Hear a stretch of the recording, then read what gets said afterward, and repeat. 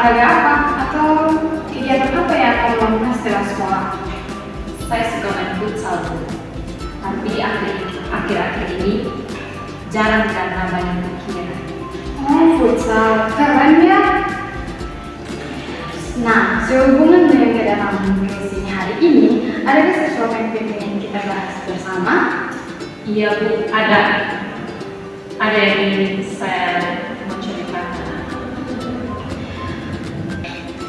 Baik, pertemuan kita hari ini sekitar 40 menit. Semua yang kamu ceritakan bersifat rahasia dan tidak akan saya sampaikan ke siapapun tanpa seizinnya, kecuali ada hal yang membahayakan dirimu. Kamu bersedia? Bersedia. Baik, coba ceritakan apa yang sedang kamu rasakan atau pikirkan akhir-akhir ini. Saya sering tidak mengerjakan tugas sekolah, Ibu. Sudah tahu ada tugas tetapi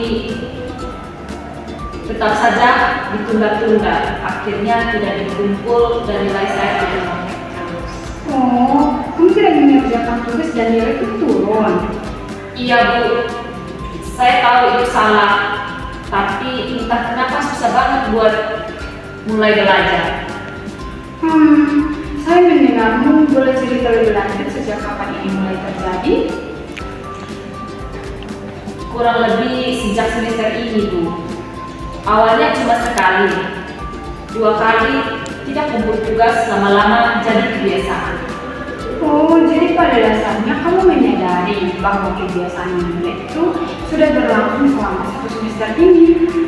Iya, Ibu, saya sadar, tapi saya bingung bagaimana mengubahnya. Nada-nadanya kamu sebenarnya frustasi dengan diri sendiri karena tahu mana yang benar tapi sulit melakukannya. Betul sekali, Ibu. Kadang saya merasa saya marah sama diri saya sendiri.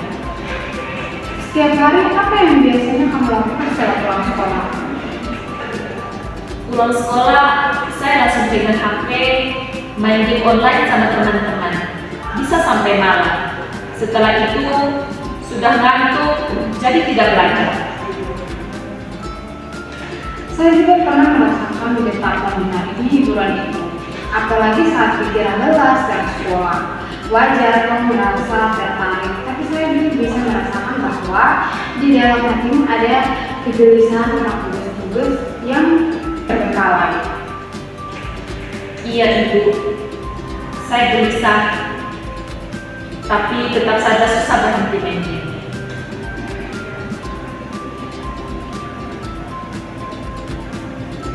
Saya rasa saya sudah tahu masalahnya, Ibu, tapi saya butuh bantuan untuk berubah. Dari uraian yang kamu sampaikan, saya melihat ada kesenjangan kamu ingin nilai bagus dan masa depan cerah. Tapi perilaku sehari-harimu justru menjauhkanmu dari keinginan itu. Apa kamu juga melihat hal itu? Iya, Ibu. Saya sadar itu. Saya tidak ingin seperti ini terus. Coba bayangkan 5 tahun ke depan, kamu ingin jadi seperti apa? Saya ingin kuliah di jalur yang saya suka, bisa membanggakan orang tua ini. Berdasarkan apa yang baru kamu ceritakan, apakah kebiasaanmu sekarang tidak mengerjakan tugas dan main game sampai malam akan membawamu ke cita-cita itu? Tidak, Ibu. Justru sebaliknya. Kamu tidak boleh terus-menerus membiarkan kebiasaan itu menghambat masa depanmu. Berhentilah menunda karena waktu yang hilang tidak bisa kembali. Saya mengerti, Ibu. Saya mau berubah. Bagus sekali, keberanian untuk mau berubah itu sudah luar biasa. Saya yakin kamu bisa karena kamu sudah menyadari masalahnya dengan jelas. Terima kasih, Ibu. Tapi saya masih bingung harus mulai dari mana. Penelitian menunjukkan bahwa salah satu cara efektif mengatasi kebiasaan menunda adalah membuat jadwal belajar harian yang tetap dan membatasi penggunaan gadget dengan alarm. Misalnya belajar dulu 1 atau 2 jam. Begitu pula sekolah, baru boleh main HP. Kedengarannya masuk akal, Bu. Tapi saya takut tidak disiplin. Kamu bilang takut tidak disiplin. Apa yang menurutmu bisa membuatmu tetap disiplin? Mungkin kalau ada yang mengingatkan itu, atau saya simpan HP di tempat lain saat belajar. Ide menyimpan HP di tempat lain itu sangat bagus. Itu menunjukkan kamu sudah berpikir serius. Seandainya kamu mulai menjalankan rencana ini besok, ada kemungkinan besar minggu depan kamu sudah bisa mengumpulkan setidaknya satu tugas tepat waktu. Saya akan coba itu.